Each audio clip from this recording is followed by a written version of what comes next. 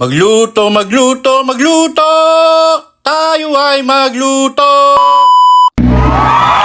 Hello, nandiyan pala kayo. Kanina pa ako isip kung Hindi totoo ano yan. pwedeng lutuin ngayon eh. Wala akong makontent.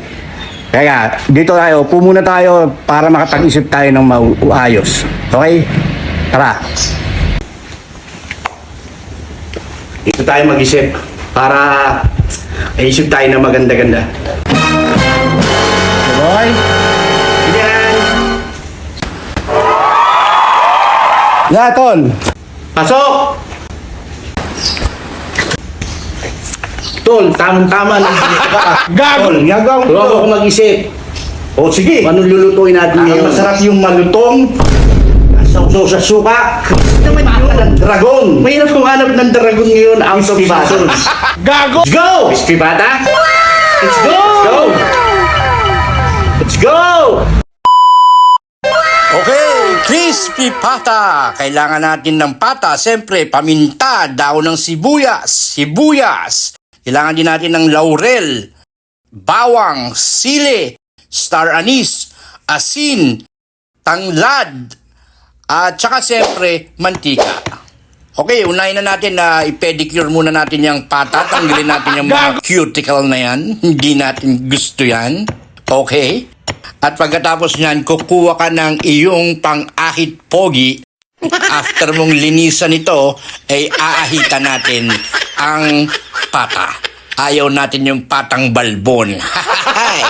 Oh, teka lang, habang inaahit ko ito, mag-like, mag-share, mag-comments kayo, malaking tulong sa akin yan. Mag-comments ka dyan, huy! Hindi totoo yan. Okay, ahitan na natin yan. Ayaw natin yan ng balbon na pata. Yung mga kasingit-singitan yan, kailangan malinis na malinis. Yan, nakita niyo yan? Talagang sinisinsin ko yung paglilinis niyan. Dahil yung pata, marami ang dumi-dumi dahil nandyan yung mga dumi habang naglalakad ang baboy. Para mas masiguradong malinis, papakuluan muna natin yan. Mga 10 minutes lang. Pag umibabaw na yung mga scums, tanggalin nyo yan. Yung mga bula-bula na yan, nandyan ang dumi. Tapos iwalay lang ang pata. Asikasuhin na natin yung ating mga pampalasa, yung tanglad, pitpitin yung dulo at saka nyo ibuhol. Okay, ganyan lang oh. Simpleng-simple para ka nagpo-ponytail. Tapos yung sibuyas, malalaking hiwa lang, okay na yan. Yung bawang, hatiin nyo lang sa gitna. Ayos na rin yan, mas maraming bawang, sibuyas, mas masarap. Tapos yung dako ng sibuyas, ganyan lang, rough chop lang, okay na rin yan.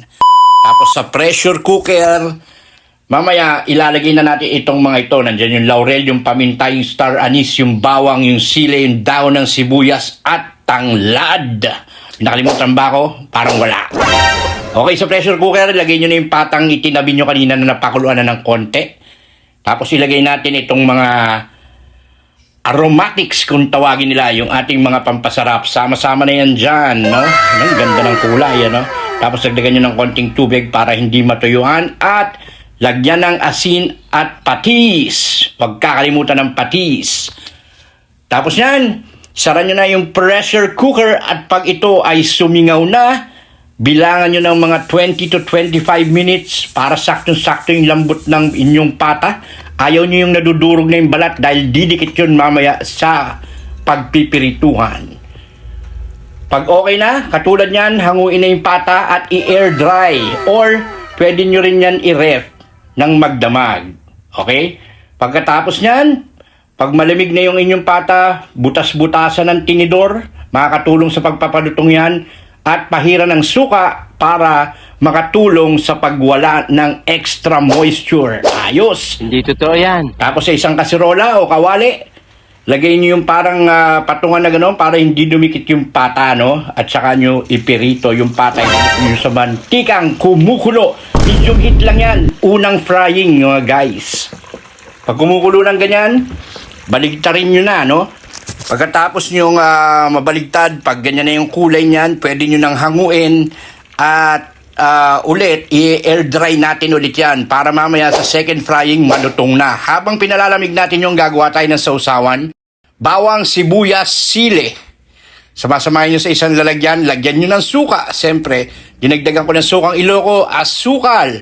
Tapos Knorr seasoning, napakasarap niyan. At siyempre, toyo sa mga taong may toyo. Tapos paminta. Yan, halu-haluin at isang tabi. Second frying na tayo. Babalik natin, high heat na ito. Todo na to. Lagyan nyo ng konting tubig, sasabog yan, umilag kayo at inyong takpan. Ayos, ayan na. Ayan na yung ating pata, napakalutong yan, napakalambot, maniwala kayo sa akin. Alam nyo yung pinanghihiwa yung popsicle stick, yung gimmick dati, sinubukan ko kung kaya eh. Oh, kaya naman eh oh. Ha? Ha? Kikita nyo yan, napakalutong yan at napakalasa. Ay, tapos meron kang atsara at saka yung suka kanina. Tara, kain na! Let's go! Okay, nakita nyo naman.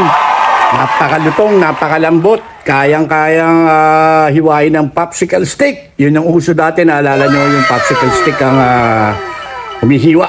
Kayang-kaya. Okay, tutuin nyo na rin yan. Kakain na ako, hindi na ako makapaghintay. Babu!